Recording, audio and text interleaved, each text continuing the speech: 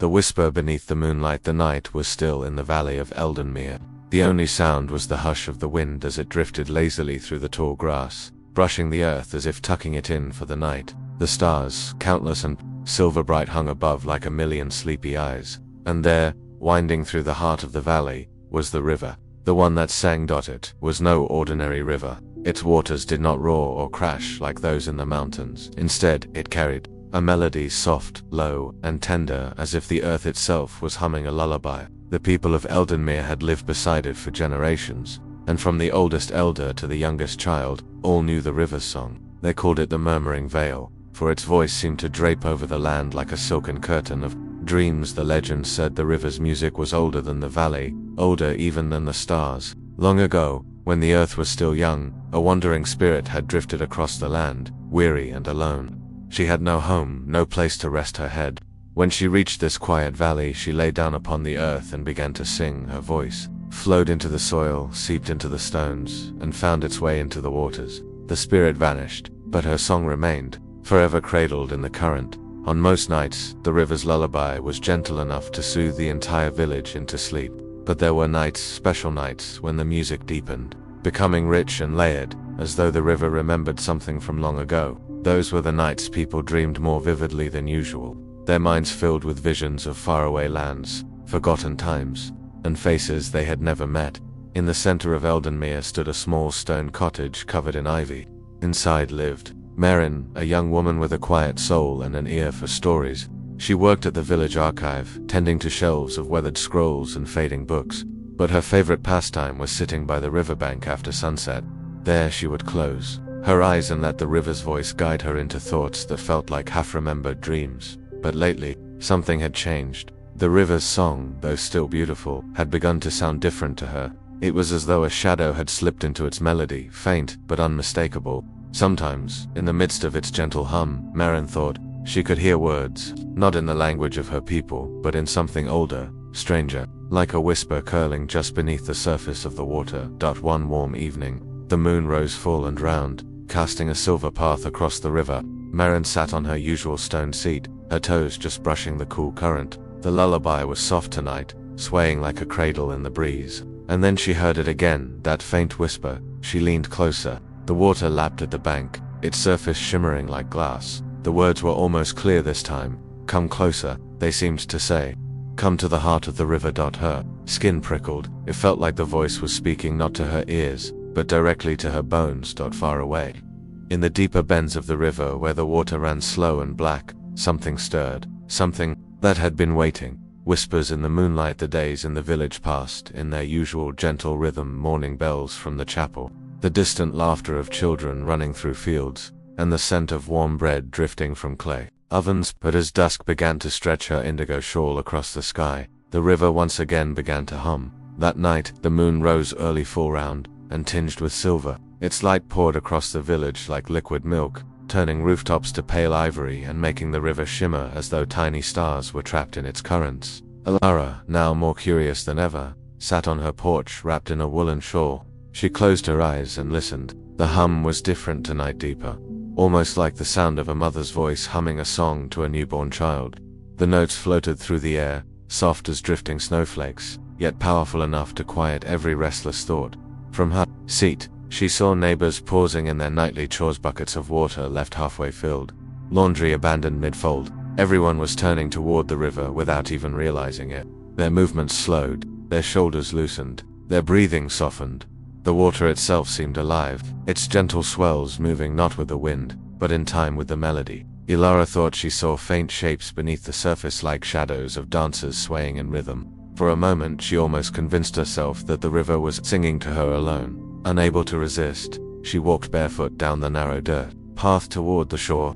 The cool earth cradled her feet, and the scent of wet reeds rose around her. As she reached the water's edge, the hum deepened into something richer, a harmony of notes that seemed to rise from the riverbed itself. She knelt, dipping her fingers into the cool stream. The moment her skin touched the water, she felt a warmth spread through her chest, not from heat, but from something that felt like comfort, like being wrapped in the arms of someone she had loved long ago. The melody grew stronger, and with it, an image bloomed in her mind, a vast sky filled with glowing clouds, and a river that flowed through the stars. Elara's eyes opened suddenly, and the vision faded. She sat there, heart gently racing, wondering what it meant. The hum of the river began to soften, as if it knew she had questions, but was not ready to answer them. Behind her, the village had fallen utterly silent. Lamps flickered in windows, casting golden pools of light onto the quiet streets. People were already drifting into sleep, lulled not by the night's stillness, but by the river's unseen hand.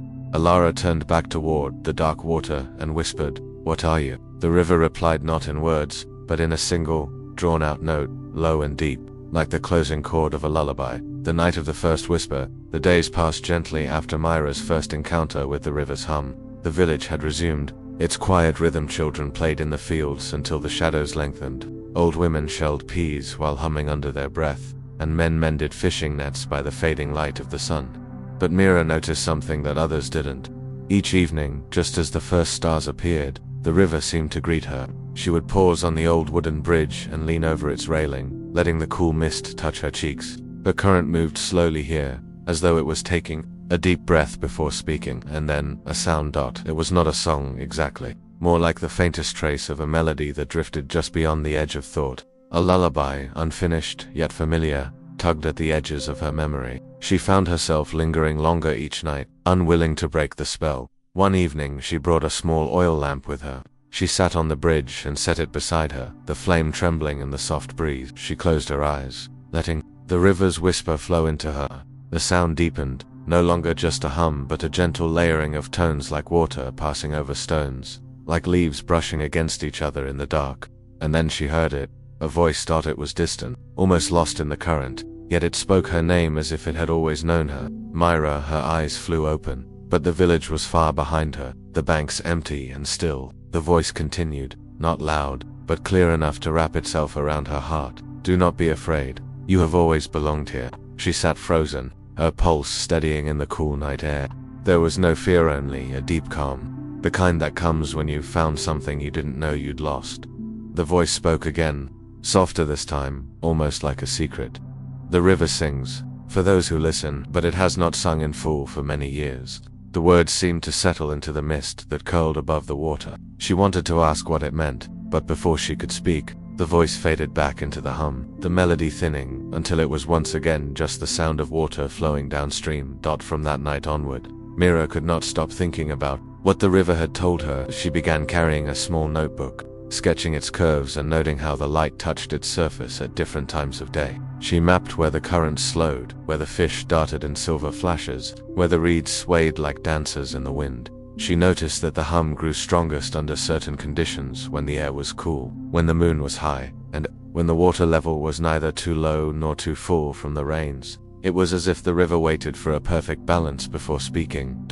And then one evening, she decided she would try to speak back. Standing on the bank, she cupped her hands around her mouth and sang a single note. It was soft and low, a sound she remembered from her grandmother's cradle songs. At first, nothing happened. Then, the hum shifted only slightly, but enough for her to feel the river had heard her. The current stirred, small ripples breaking the mirrored reflection of the stars. The wind calmed, as though the night itself leaned closer to listen, and in that stillness, Mira realized, the river was not just singing to her, it was waiting for her to join the song. The secret beneath the surface, the moon hung high above the valley, its silver light rippling over the river's slow, unhurried surface. A cool mist drifted along the banks, curling between reeds and stones like shy whispers. Mira sat cross-legged at the water's edge, her toes dipping into the cool current. It was the hour when the village slept the deepest, wrapped in the river's lullabies. But tonight, Myra stayed awake. She had begun to notice something hidden in the melodies. Sometimes, woven beneath the soft hum, there were faint notes, like words. They were not in any language she knew, but they pulsed with emotion, like the river was speaking in a tongue older than time. The wind rustled the tall grass, carrying a scent of jasmine from the distant fields. A silver fish leapt from the water, breaking the surface with a sound so small it felt like a drop of music itself. Myra leaned forward, her reflection trembling in the moonlit ripples. "Why do you sing to us?" she whispered, unsure if the river could hear or answer. For a moment, only the gentle hum replied, but then the current seemed to quicken just slightly. The tone shifted, deepened, and became almost human. The sound was not loud, it was like something spoken inside her mind, because I remember Mira's breath caught in her throat. Words came not as sentences, but as impressions, like memories flowing through water. The river was showing her images, a village from long ago, before hers existed, faces she did not know, gathered under the same moon, listening to the same song. She saw children falling asleep in the grass, elders leaning back with peaceful smiles, the entire world wrapped in stillness. But then, the vision changed. The sky darkened, storms raged, and the village from the past began to vanish, swept away by raging waters. A promise was made, a vow that the river would never again let sorrow take the people by surprise. It would sing to protect them, to keep them safe in dreams while the world moved quietly around them. The images faded, leaving only the silver ripples at her feet. Myra's heart ached. The river was more than a natural wonder, it was a guardian, a keeper of memories. And yet, as she listened deeper, there was something else in its song, something unsettled, a warning. The lullaby was shifting, slowly. It still soothed the village each night, but Myra could feel it beneath the calm. A thread of urgency wove through the melody. The river was trying to tell her something. The question was, would she be brave enough to hear it? The night wrapped around her like a velvet cloak, the hum of the water seeping into her bones. Above, the stars shimmered like patient watchers. Myra closed her eyes, letting the sound guide her inward. Deeper into the story the river was waiting to share. The moonlit promise the night had deepened, wrapping the village in a soft embrace of cool silver light. Stars spilled like powdered diamonds across the sky, and the moon, round and luminous, cast her reflection onto the river's surface. It shimmered like liquid glass, flowing endlessly, humming its lullaby with a rhythm so steady it seemed eternal. Elara sat upon her favorite rock at the river's bend, her toes just brushing the surface. She felt the cool kiss of water against her skin, and for a moment, it was as if the river recognized her touch, its song swelling ever so slightly in greeting. She had been thinking about the old stories, the ones her grandmother used to tell her as she tucked her into bed. Stories of the moon and the river, to ancient spirits who loved each other but could never truly meet. The moon was bound to the sky, while the river was bound to the earth. And so, the moon poured her light onto the river every night, and the river sang back in return. Tonight Elara felt as though she could almost see them speaking. The moonlight rested upon the ripples,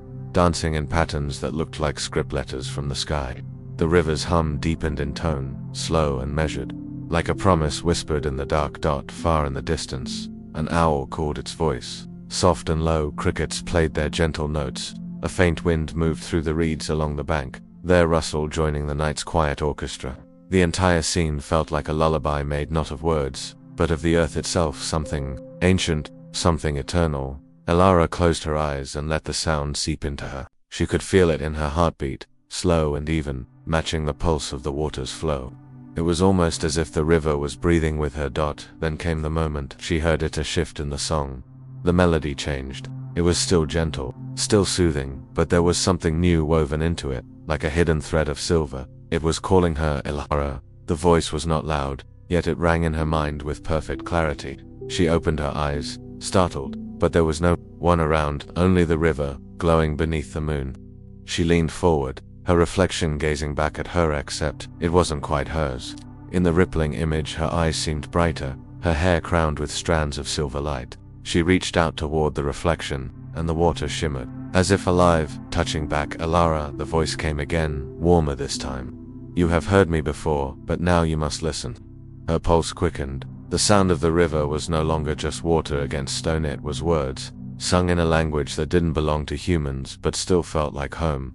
I have watched you since you were a child, the voice continued, woven through the river's hum. You hear me when others cannot. The village sleeps under my song, but you are meant to walk further into it. She didn't know what that meant, yet something inside her horror, quiet part of her soul already understood. What do you want me to do? She whispered, her voice trembling. The river's surface rippled, and in that silvered motion she thought she saw the faint outline of a figure being made entirely of water and moonlight. It was beautiful, both human and something far beyond human. Follow the song, the voice said, and when the moon is full again, I will show you what lies beyond the sleep of dreams. The figure dissolved into ripples, and the river returned to its steady hum. But Elara's heart was no longer still. Something had changed. The moon hung above her, serene and knowing, as if she, too, had heard the promise. And somewhere deep in the water's heart, a secret waited for her to find it. The moon's secret. gift the following night arrived softer than any the village had ever known. A delicate mist clung to the riverbanks, curling around the reeds like silken fingers. Above, the moon had risen earlier than usual, its pale light spilling across the water's surface until the entire river gleamed like a ribbon of melted pearl. Itzla, the young woman who had felt the river's song most deeply, sat quietly on the worn wooden pier, her bare feet dangling above the water. She had been waiting for something, though she could not say exactly what. The lullaby that floated over the current tonight was slower, deeper, almost expectant. She closed her eyes and let the hum seep into her bones. It was then that she heard it, a faint, lilting voice beneath the melody. It was not quite singing, not quite speaking, but a thread of words woven into the tune. The heart that listens shall hold the key. The gift is not in the finding, but in the keeping. Her eyes fluttered open. The moonlight suddenly intensified, striking one spot in the middle of the river where the water shimmered unnaturally bright. Something small drifted there, catching the glow. Without hesitation, Isla slid into the cool water. Nakaran welcomed her like a familiar embrace, carrying her gently toward the light. When she reached it, she found a tiny object floating no larger than a child's palm. It was a locket, shaped like a crescent moon, with filigree so fine it seemed impossible that human hands could have made it. As her fingers closed around it, the lullaby grew warmer, richer, wrapping around her mind like a blanket. She could feel the locket's hum in harmony with the river's song, and then she understood. The locket was not meant to be worn nor opened by force. It was a vessel, holding a fragment of the river's eternal melody, its purest note, a sound that could calm storms, ease pain, and soothe the most restless soul. When Isla swam back to shore, she held the locket close to her chest. She felt its gentle pulse, steady and alive, like a heartbeat. The village did not yet know what she carried, but the moon hung above her with quiet approval, and the river's hum seemed to whisper, "The gift has found its keeper." From that night forward, the lullaby seemed even sweeter. Babies slept through the night without stirring, the elders woke with soft smiles, and even the animals moved with a kind of peaceful grace. The villagers did not ask why, they simply accepted the serenity as another blessing from the river. But Ila knew, she also knew the gift came with a choice. One day, the river would need its melody returned. The whispering stones by the riverbank the next morning arrived, shrouded in a gentle silver mist. The river flowed as it always had, softly, like a mother humming over a cradle. But today, there was something different in its voice. The villagers noticed it first. While gathering water, the hum was not just melody anymore. It was carrying words. At first, they were faint, like echoes from far away. But if one stood still enough, closing their eyes, they could hear the whispers clearly. It spoke of the past, of seasons long gone, of the first hands that had shaped the village huts, of the laughter of children who had long since grown and gone. It was as though the river was remembering aloud. Elda, the old storyteller, listened with tears in her eyes. She had always believed the river was alive, but now, she felt it was sharing its memories as a gift. "It speaks through the stones," she murmured. And indeed, on the smooth rocks along the bank, tiny rivulets of water traced strange, delicate patterns that almost looked like letters, curling and looping like a forgotten language. The children began to play a game, placing their palms on the stones to see if they could hear better through the vibrations. Some claimed they could feel warmth seeping from the rocks, as though the whispers traveled into their skin. That evening, under a sky brushed with lavender clouds, the villagers gathered once again. This time, instead of just listening to the hum, they tried speaking back. They told the river their own stories of joy, of loss, of hopes for the seasons ahead. And though no one could be certain, many swore the hum shifted in reply, its tone deepening, as if it understood. Somewhere in the shadows, hidden beyond the reeds, a pair of unseen eyes watched. They belonged to someone or something that knew the river's secret far better than the villagers could ever imagine.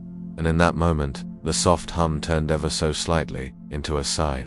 The river's hidden garden, morning sunlight filtered through the tall willow trees, their leaves swaying like sleepy curtains in the breeze. Leora followed the river upstream, guided by the faintest sound, deeper and softer than its usual song, like a secret whispered between old friends. The path was narrow, padded with fallen petals, and the air smelled faintly of honey and damp. Moss birds seemed quieter here, as if they too were listening to something unseen. After an hour of walking, Leora came to a place where the river curved sharply, forming a glassy pool. Its surface reflected not only the sky above, but something else, soft bursts of color, shimmering beneath the water. She leaned closer, and, to her astonishment, she saw a garden growing at the river's bottom. Golden lilies swayed gently in the current, their petals catching beams of light. Silver-leafed plants glimmered as if brushed with moonlight, even under the sun. Tiny fish, with translucent scales, darted through the stems like living jewels. But the most curious thing of all was the sound. The deeper Leora leaned, the clearer she heard it, a melody unlike any she'd known. It wasn't the same lullaby the river sang at night. This was a brighter, more intricate song, woven from countless soft notes. It felt as though the plants themselves were humming. An old memory stirred in her mind, her grandmother's bedtime tale of the garden beneath the waters, a place said to be tended by unseen spirits. According to the story, those who listened closely enough might hear the dreams of the plants, carried upward by the current. Kneeling at the bank, Leora closed her eyes. The melody washed over her, and visions formed behind her eyelids. A time before the village existed, when the river ran wild and free. A hidden world where creatures with wings of water tended to the flowers. And nights when the stars dipped, low enough to touch the surface. She stayed there until the sun had drifted past its highest point, the song still wrapping around her like a gentle embrace. Only when a cool breeze reminded her of the village did she rise, carrying the secret with her. The hidden garden was not meant for everyone to see, only for those who walked quietly enough, listened deeply enough, and believed. And now Lee was one of them. The night of the thousand whispers. The moon hung low over the valley that night, casting a silver bridge across the river's smooth surface. The air was so still that even the crickets seemed hesitant to disturb the quiet. It was on such a night that the river sang differently, not just a melody, but a chorus of countless voices, each as soft as a sigh. Elders said this was the night of the thousand whispers, a rare moment that came only once every generation. It was a time when the river called to every soul in the village, old and young alike. Isla had been told stories of this night by her grandmother, but nothing could have prepared her for the feeling. It was as though the air itself shimmered with secrets. The sound was not just heard, it was felt, deep within the chest, a tender vibration that coaxed the heart into a slower, dreamier rhythm. The villagers gathered along the banks, each holding a small lantern. No one spoke. The glow from the lanterns mirrored the starlight above until it seemed that the sky and the earth were exchanging quiet greetings. The whispers wove together, telling ancient tales. Some heard songs of their ancestors walking through fields of golden grain.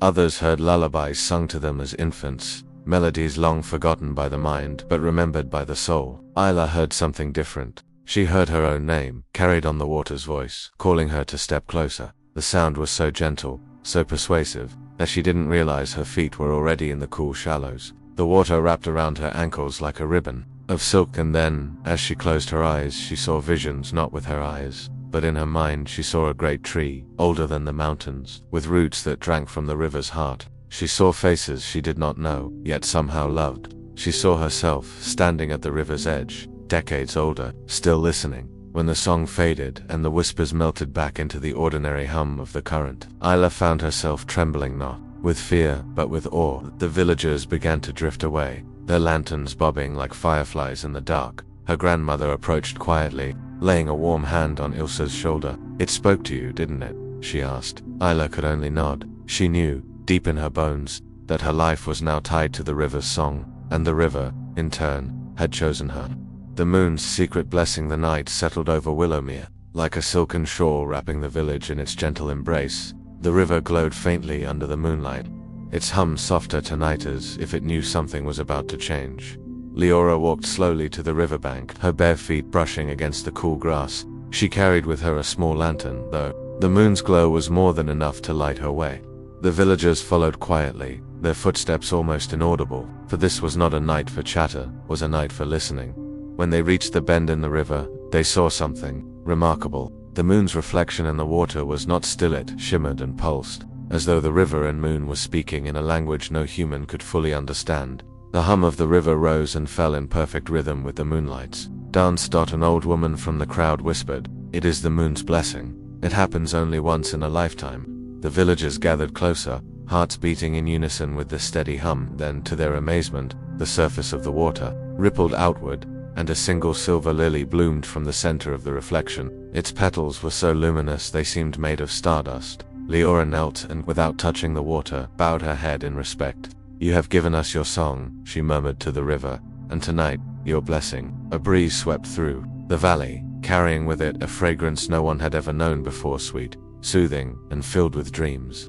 The villagers breathed it in, and one by one, they began to feel an overwhelming peace wash over them. Their worries faded, their fears dissolved, and their minds quieted like calm water. The silver lily slowly drifted toward the shore, stopping right at Leora's feet. She understood the meaning without a word being spoken. This was a gift, promise that the river's lullaby would never fade, so long as the village cherished it. The people of Willowmere returned to their homes in silence, the hum of the river still in their ears. That night, they all dreamed the same dream of the river flowing under a silver moon, singing softly, forever. The night of the 1,000 reflections, the moon was full that evening, hanging low and luminous above the valley, its pale silver light spilling across the landscape like a dream. The villagers had gathered quietly along the riverbank, drawn by a strange, beautiful shimmer dancing on the water's surface. It was unlike anything they had seen before, tiny glimmers, as though the stars themselves had descended from the heavens to rest upon the river's gentle ripples. Old Leora, the village storyteller, whispered in awe, "It is the night of the 1,000 reflections. It only comes once in a lifetime."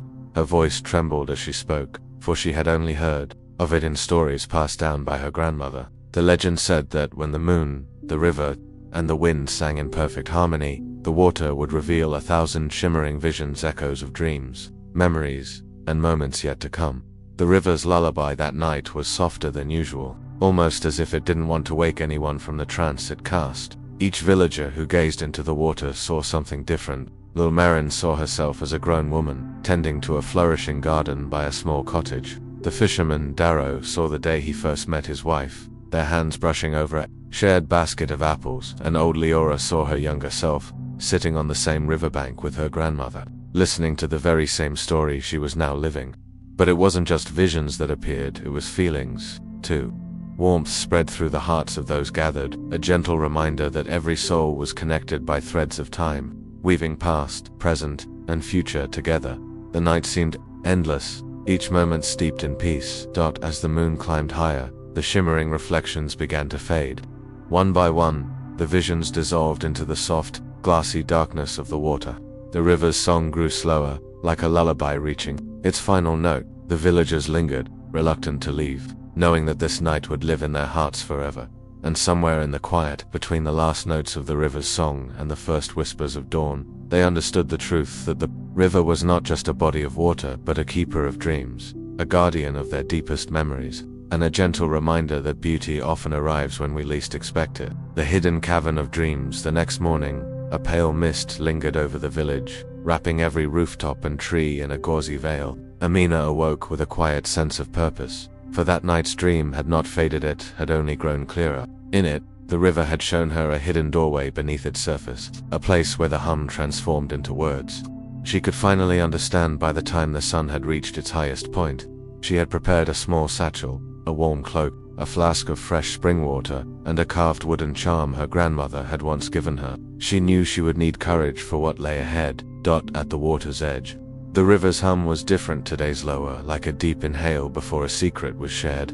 Amina stepped into the cool shallows, letting the gentle current pull her forward. Soon, she reached the place the dream had shown her, a narrow arch of stone hidden behind a curtain of weeping willow branches. Beneath it, the water seemed darker, almost silver in its shimmer. Taking a deep breath, she slipped beneath the surface. The world transformed instantly, light fractured into waves of gold and emerald, and the river's hum became a melody so clear it felt like it was being sung directly into her heart. She swam toward the stone arch, and as she passed under it, she felt the water grow warmer, almost like a protective embrace. On the other side, her feet touched smooth pebbles, and she found herself in a vast hidden cavern.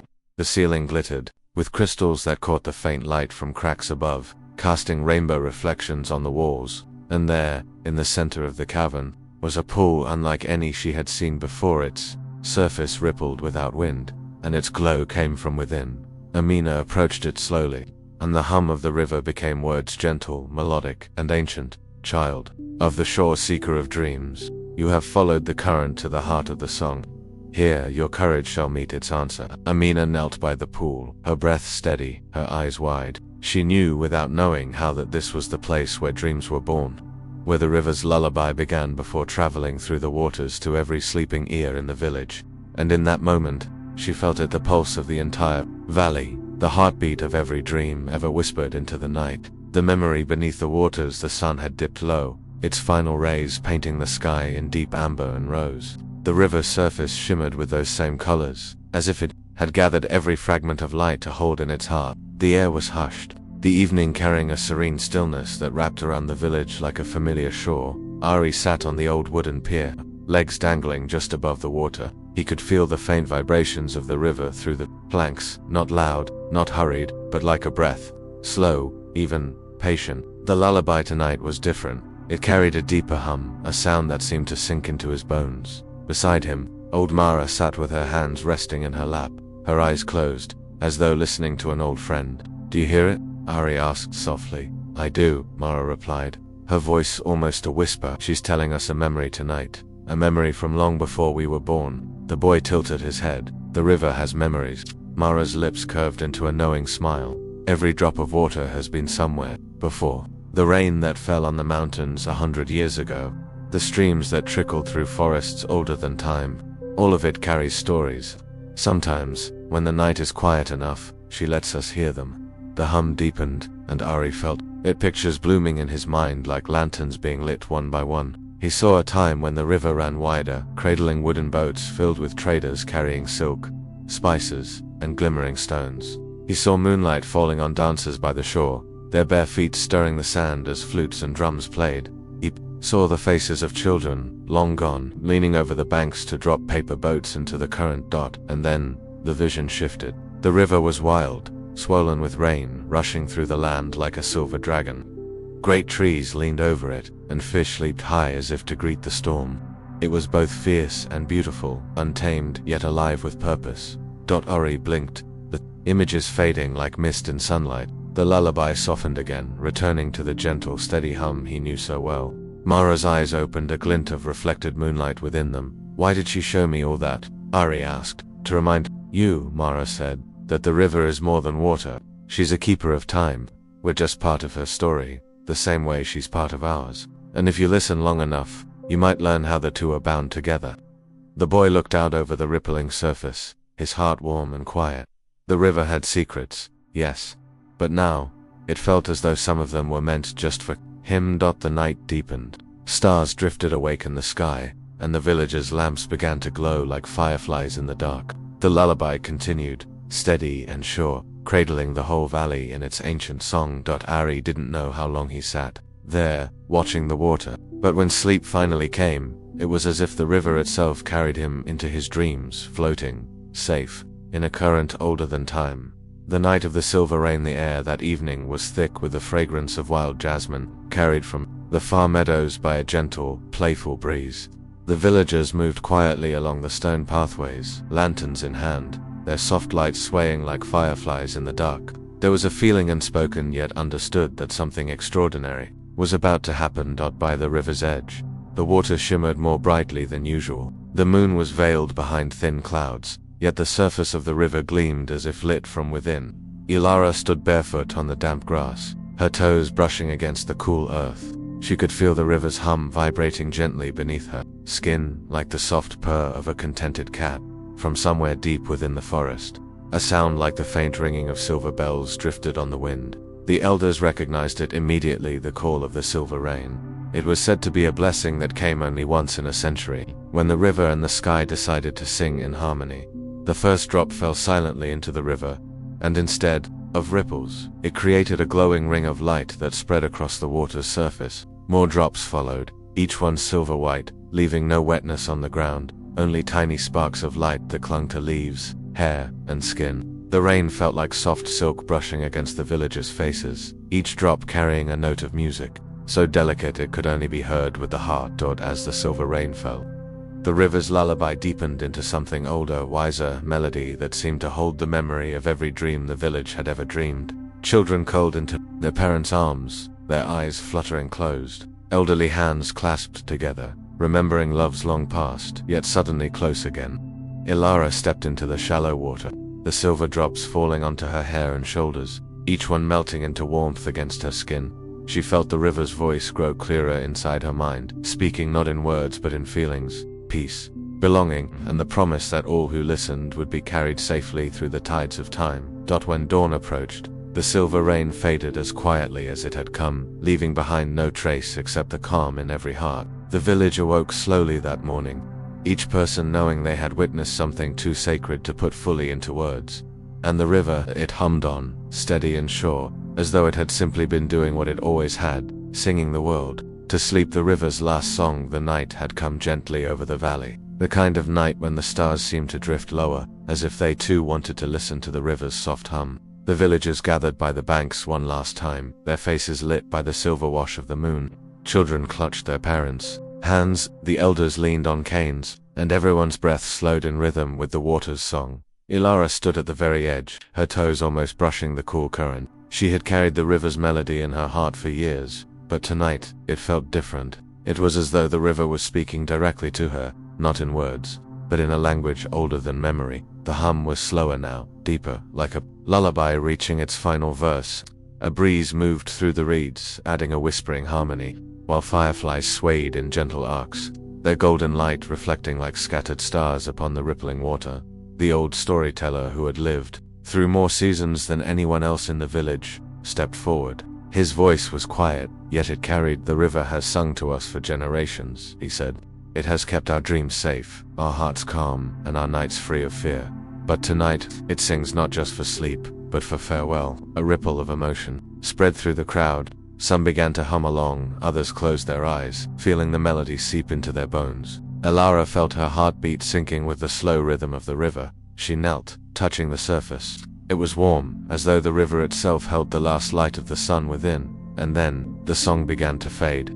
Not abruptly, but like candlelight, dimming like dawn melting away the stars. The hum grew softer, softer still, until it became a memory rather than a sound. The silence that followed was not empty. It was full of the echo of every lullaby the river had ever sung. The villagers didn't speak. They simply stood there, bathed in the quiet, holding the gift the river had given them, the gift of peace. They knew its melody would live in their hearts, in their dreams, in the rustle of leaves and the hush of night wind. As the moon climbed higher, Elara turned away from the water, a tear tracing her cheek, but she was smiling.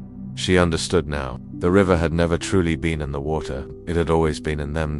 And so they walked back to the village in the soft darkness, carrying the song with them. Somewhere, deep in the heart of the valley, the river rested, and the stars listened.